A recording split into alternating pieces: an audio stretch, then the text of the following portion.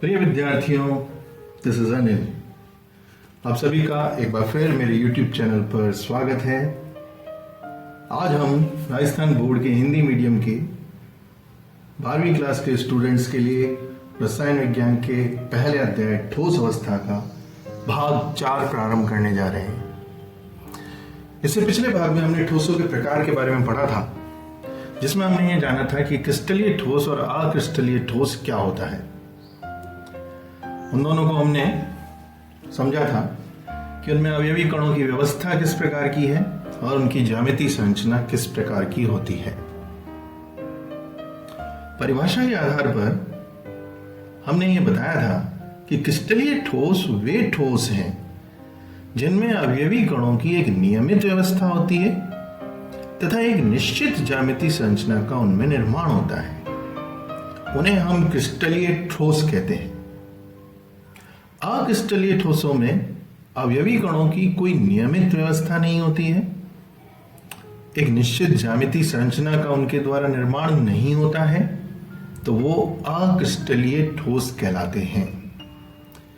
इस भाग में हम प्रारंभ करेंगे क्रिस्टलीय व अक्रिस्टलीय ठोसों में अंतर, दोनों के बीच क्या डिफरेंस है वो हम देख रहे हैं।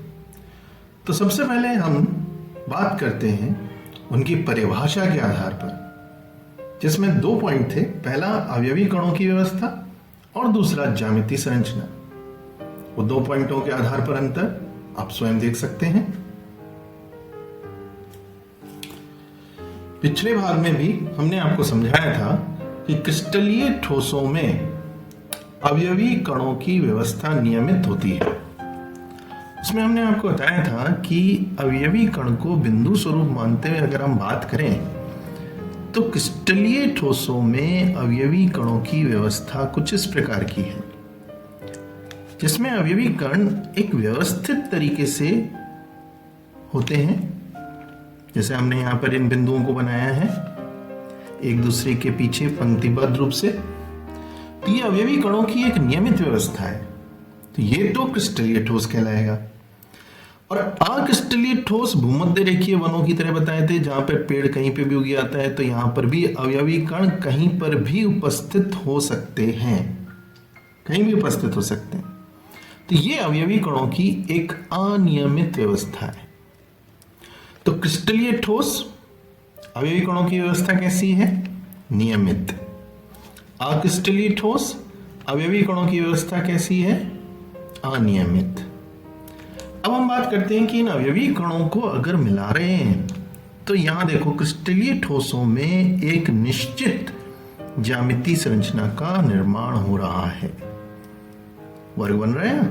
ये सिंपली हमने आपको समझाने के लिए बनाया है, हालांकि ये सब त्रिविमीय होते हैं। तो यहां पर हम देख रहे हैं कि एक निश्चित ज्यामितीय संरचना का निर्माण हो रहा है। तो क्रिस्टलीय ठोसों में क्या है? एक निश्चित ज्यामितीय संरचना का निर्माण होता है। अब इसी तरह अक्रिस्टलीय ठोसों में देखो, इन बिंदुओं को मैं मिलाता हूं, कोई निश्चित ज्यामितीय संरचना का निर्माण नहीं हो रहा है, कोई स्ट्रक्चर नहीं बन रही, तो हम इसको बोलते हैं कि ये अक्रिस्टलीय ठोस है। तो ज्यामितीय संरचना के आधार पर अगर ज्यामितीय संरचना निश्चित है, क्रिस्टलीय ठोस कहलाएगा, अनिश्चित है, अक्रिस्टलीय ठोस कहलाएगा। तीसरा अंतर हम देखते हैं गलनांक के आधार पर। क्रिस्टलीय ठोसों का एक निश्चित गलनांक होता है। इसके लिए उदाहरण के रूप में हम लेते हैं, जैसे मान लो बर्फ है। बर्फ का उदाहरण एक क्रिस्टलीय ठोस में आता है। बर्फ यानी कि H2O है, जिसको हमने जमा दिया है। तो बर्फ का गलनांक हम जानते हैं कितना है? 0 डिग्री सेंटीग्रेड है। एक निश्चित गलनांक है, पिघलेगी तो कहां? 0 डिग्री सेंटीग्रेड पर पिघलना प्रारंभ करेगी। लेकिन इसके विपरीत अगर हम अक्रिस्टलीय ठोसों में जाएं तो हम देखते हैं इनका कोई निश्चित गलनांक नहीं होता है। इसके उदाहरण में हम ले सकते हैं कांच को। कभी आप कांच को पिघला कर देखिए, कांच का कोई निश्चित गलनांक नहीं होता है। यह एक तापक्रम परास में पिघलता है। एक टेम्परेचर रेंज में पिघलता है। इसका कोई फिक्स नहीं होगा, कि ऐसा नहीं होगा कि किसी एक टेम्परेचर पर ही ये पिघल जाए। ये किसी टेम्परेचर पर पिघलना प्रारंभ करेगा और पिघलता जाएगा, साथ ही साथ इसमें ताप भी बढ़ता जाएगा। तो दोनों चीजें इसके अंदर एक साथ चलती हैं। तो हम कहते हैं कि कांच में एक निश्चित गलनांक नहीं होता है। तो यह इसका तीसरा अंतर था। गलनांक से ही संबंधित करके हम एक पॉइंट और लेते हैं इसमें, जिसे कहते हैं शीतलन वक्र। शीतलन वक्र क्या है? जैसा नाम से पता चल रहा है, शीतलन मतलब ठंडा करना है। इसमें हम क्या है, ग्राफ बनाते हैं। इसमें एक ग्राफ का निर्माण किया जाता है। एक ग्राफ बनाया जाएगा जिसमें एक अक्ष पर तो अपन लेते हैं टेम्परेचर, जैसे यहाँ डिग्री सेंटीग्रेड में आपने टेम्परेचर ले लिया, और दूसरे अक्ष पर हम यहाँ लेते हैं समय। समय यानी कि टाइम। इस पर हमने टाइम ले लिया, मिनट सेकंड जिसमें भी आप लेना चाहो। और फिर किसी पदार्थ को लेकर हम ठंडा करना प्रारंभ करते हैं। शीतलन मतलब ठंडा करना। जैसे पानी को लेकर हमने ठंडा करना प्रारंभ किया, तो हम बताते हैं कि जैसे जैसे हम उसको ठंडा करेंगे यानी टेम्परेचर डाउन करेंगे, तो यह मान लो टेम्परेचर है, किसी टेम्परेचर पर हमने पानी लिया हुआ है, 25 डिग्री पे ले लो, 20 डिग्री पे ले लो। फिर इसको हमने धीरे धीरे ठंडा करना शुरू किया। ठंडा करते जा रहे हैं, ठंडा करते जा रहे हैं, ठंडा करते जा रहे हैं। टेम्परेचर कम होता जा रहा है, 20 से 10 हो गया, 10 से 5 हो गया। ऐसे करते करते जब आप 0 डिग्री सेंटीग्रेड पे आ जाओगे, सपोज कर लो ये 0 डिग्री सेंटीग्रेड आ गया, तो इस टेम्परेचर पर यहां आप देखोगे कि जैसे ग्राफ नीचे गिर रहा था, तो ये एकदम से रुक जाएगा। कुछ समय के लिए तापमान में होने वाला परिवर्तन रुक जाता है। ये तापमान में होने वाला परिवर्तन रुक गया है 0 डिग्री सेंटीग्रेड पर। तो यही इसका क्या है, हिमांक है। इसी को हम क्या बोलते हैं, हिमांक। गर्म कर रहे हो तो ये गलनांक है। तो इस टेम्परेचर पर जब तक पानी पूरी तरह से बर्फ में नहीं बदल जाएगा, तब तक ये तापमान नहीं बदलेगा। तो कुछ समय के लिए तापमान में होने वाला परिवर्तन रुक जाता है। फिर आप उसको ठंडा कीजिए, बर्फ बन जाएगी और बर्फ का टेम्परेचर फिर डाउन होता जाएगा, डाउन होता जाएगा, डाउन होता जाएगा। तो इस तरह का एक ग्राफ आएगा। इस ग्राफ को हम कहते हैं शीतलन वक्र। शीतलन वक्र इसे आप उल्टा करके भी पढ़ सकते हो, गर्म करते हुए पढ़ सकते हो, तो ये गलनांक हो जाएगा। तो ये शीतलन वक्र है, गलनांक से ही संबंधित है। चूंकि इनका क्रिस्टलीय ठोसों का एक निश्चित गलनांक था, तो यहां पर हम बता रहे हैं जैसे 0 डिग्री सेंटीग्रेड है, तो एक निश्चित गलनांक होने के कारण कुछ समय के लिए तापमान में होने वाला परिवर्तन रुक जाता है। इसलिए हम कहते हैं कि ये ग्राफ कैसा है, बीच में से टूट गया, तो इसको हम बोलते हैं कि ये ग्राफ कैसा है, असतत है। ये ग्राफ कैसा है, असतत है। तो क्रिस्टलीय ठोसों के ग्राफ हम बताते हैं असतत होते हैं। इसी के संदर्भ में अगर हम बात करें अक्रिस्टलीय ठोसों में, जैसे हम बात करते हैं कांच की, तो यही ग्राफ कांच के लिए जब बनाया जाएगा, तो हम बताते हैं कि चूंकि इसका कोई निश्चित गलनांक नहीं होता, तो जैसे जैसे आप उसको ठंडा करना प्रारंभ करोगे, ये धीरे धीरे करके जमना शुरू करेगा और एक तापक्रम परास में जमता चला जाएगा। इस तरह से इसमें कोई निश्चित गलनांक नहीं आया, तो ये ग्राफ लगातार बनता है। मतलब जैसे यहां से इसने मान लो जमना शुरू किया है कांच ने, तो यहां तक आते आते वो जम जाएगा। तो कोई पर्टिकुलर गलनांक नहीं है, इसलिए यहां बीच में इस तरह का एक पार्ट नहीं आया। तापमान कहीं पर रुका नहीं, परिवर्तित होना एक तापक्रम परास इस तरह से नहीं आता है, यहां पर ये लगातार गिरता चला जाता है। तो ये ग्राफ कहलाता है सतत। तो हम कहते हैं अक्रिस्टलीय ठोसों में बनने वाला ग्राफ सतत होता है।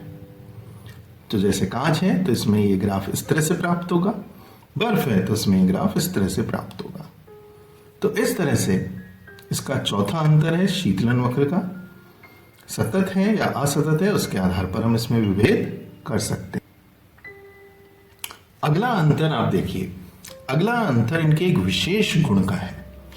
जैसे हम यहाँ बता रहे हैं कि क्रिस्टलीय ठोस जो होते हैं वो विषम दैशिक होते हैं, एनआइसोट्रोपिक। ये कैसे हैं? विषम दैशिक हैं। इसी तरह अक्रिस्टलीय ठोस कैसे हैं? ये समदैशिक हैं। ये एक विशेष गुण है जो कुछ भौतिक गुणों के आधार पर दिया गया है। इसके बारे में हम अलग से चर्चा करेंगे। इसी तरह शीतलन वक्र और ये जो प्रॉपर्टी है विषम दैशिकता और समदैशिकता, इन दो के लिए मैं अलग से वीडियो बनाऊंगा। फिलहाल हम यहाँ अंतर पढ़ रहे हैं, तो अंतर के अंतर्गत हम ये बता रहे हैं कि क्रिस्टलीय ठोस विषम दैशिक होते हैं और अक्रिस्टलीय ठोस समदैशिक होते हैं। थोड़ा सा मैं इसको आपको यहाँ समझा देता हूँ, क्योंकि इस वीडियो में ये पॉइंट आया है। विषम दैशिक का मतलब है विषम यानी कि अलग अलग, और दैशिक का मतलब दिशाएं, यानी अलग अलग दिशाओं से आप कुछ भौतिक गुणों का, जैसे कि अपन किसी का अपवर्तनांक ज्ञात करना चाहें, किसी का अपवर्तनांक ज्ञात करना चाहें, तो अलग अलग दिशाओं से कुछ भौतिक गुण होते हैं जिनमें विद्युत या ऊष्मा चालकता, कठोरता, अपवर्तनांक ये आते हैं, जिनका हम अलग अलग दिशाओं से, जैसे किसी इस दिशा से हम किसी भी पदार्थ के अंदर से उसके अपवर्तनांक का मापन करना चाहें, या इस दिशा से हम उसके अपवर्तनांक का मापन करना चाहें, तो अलग अलग दिशाओं से मापन करने पर उनके मान अलग अलग आते हैं, डिफरेंट आते हैं। कैसे आते हैं? अलग अलग आते हैं। तो वो विषम दैशिक कहलाता है। और ये प्रॉपर्टी पाई जाती है क्रिस्टलीय ठोसों में। और आप चाहे किसी भी पदार्थ का भौतिक गुण का मापन करें और किसी भी डायरेक्शन से करें और सभी दिशाओं से समान मान प्राप्त हो, तो वो कहलाता है समदैशिक। तो थोड़ा सा मैंने आपको यहां पे ये बताया है कि समदैशिक और विषम दैशिक का मतलब क्या है। कुछ भौतिक गुण हैं जिनका मापन किया जा रहा है, जैसे अपवर्तनांक है, और विभिन्न दिशाओं से मापन किया जा रहा है उस पदार्थ में। अगर मान अलग अलग प्राप्त हो रहा है तो वो विषम दैशिक कहलाएगा। ऐसा किसमें होता है? ऐसा क्रिस्टलीय ठोसों में होता है। और अगर वो समान प्राप्त हो रहा है तो वो कैसा कहलाएगा? अक्रिस्टलीय ठोस कहलाएगा। और उसके अंदर ये जो गुण है उसको हम बोलेंगे समदैशिकता। तो ये समदैशिक है, समान है, सभी दिशाओं से उसका मान क्या है? समान प्राप्त हो रहा है। तो ये पांचवा गुण था जिसके आधार पर हम इसमें अंतर लिखते हैं।